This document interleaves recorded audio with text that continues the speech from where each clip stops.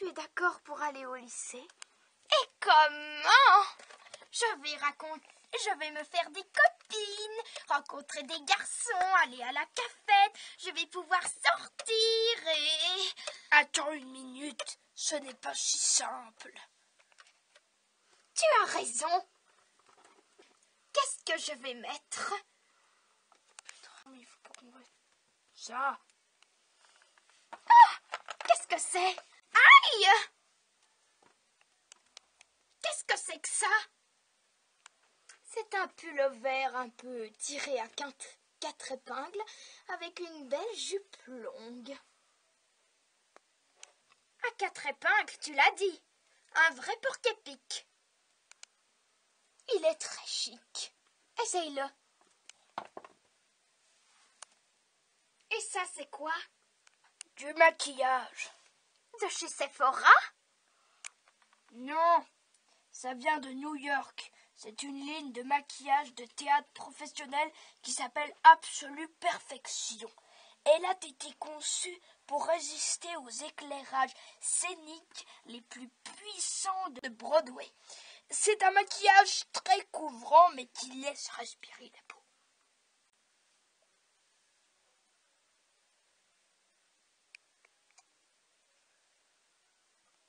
Et c'est pareil pour... Nous appartenons à une communauté très spéciale. Nous sommes les descendants de ce que les normies appellent les monstres. Mais nous préférons donner le nom de rad. Pas toujours. Malheureusement, notre communauté, comme beaucoup d'autres, a connu des périodes de persécution au cours de son histoire. Mais nous avons fini par sortir des âges sombres pour vivre ouvertement au milieu des normies. Nous travaillions ensemble, nous nous fréquentions, et il y a même eu des mariages mixtes. Puis, tout a basculé dans les années 20 et 30. Pourquoi ça? On a commencé à tourner des films d'horreur. Les rads furent engagés pour jouer dans toutes sortes de productions comme Dracula, le fantôme de l'opéra, Dr. Jekyll et Mr. Hyde. Et ceux qui ne savaient pas jouer. Oui, comme ce cher vieux Victor Frankenstein.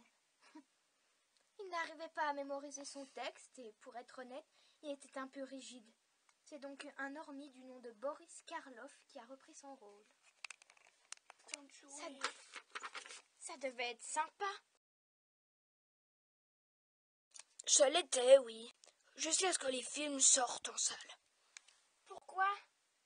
Parce qu'ils ont fait de nous des créatures horribles et malfaisantes, des monstres buveurs de sang qui attaquaient les gens.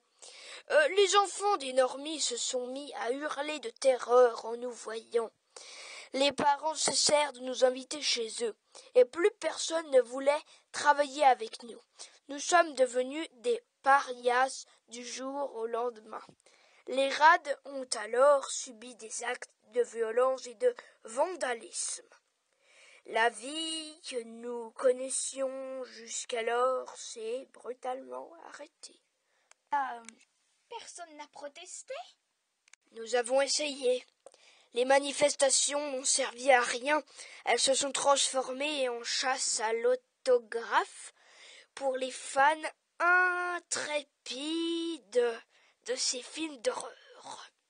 Et toute action plus musclée n'aurait fait que nous faire passer pour les bêtes furieuses dont les normies avaient peur. Qu'est-ce qui s'est passé alors? L'état d'urgence fut décrété clandestinement, exhortant sous les rades à quitter leur foyer et leur emploi pour se retrouver à Salem, la ville des sorcières. Ils espéraient que ces dernières prendraient fait écho pour nous et nous accepteraient. Ensemble, nous aurions pu former une nouvelle communauté et prendre un nouveau départ. Mais je croyais que les sorcières avaient toutes disparu après le procès de Salem en 1692. Et ce dont tu parles se passait dans les années 30, non? C'est exact. dommage que le zombie sans cervelle qui a décrété l'état d'urgence n'ait pas été aussi intelligent que toi. Oui, non seulement les sorcières avaient disparu depuis belle lurette, mais il s'est aussi trompé de Salem. Il avait en tête la ville de Salem dans le Massachusetts et a donné au rats les coordonnées de la ville de Salem dans l'Oregon. Tous les rats ont fini par se rendre compte de son erreur, mais il était trop tard pour faire machine arrière. Il devait partir avant d'être pris dans les rafles et de croupir en prison. En arrivant dans l'Oregon, ils ont simplement décidé de faire avec. Ils ont mis leur argent en commun, se sont déguisés en normies, ont bâti Radcliffe, Y et ont fait vœu de solidarité. Nous espérons que des temps viendront où nous pourrons de nouveau vivre à visage découvert. Mais en attendant, il est vital de nous fondre dans la population. S'ils se rendent compte de qui nous sommes, nous serons forcés à l'exil une fois de plus. Nos maisons, nos carrières et nos vies seraient détruites. C'est pourquoi il est important que tu dissimules ta couleur de peau, ainsi que tes boulons et tes points de suture. Où sont les vôtres? Je n'en ai pas au cou, mais sur les épaules que je cache, j'en ai.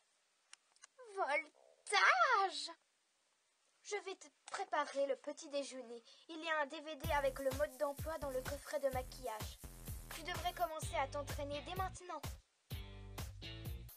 N'oublie pas, tu dois être prête pour la rentrée des classes.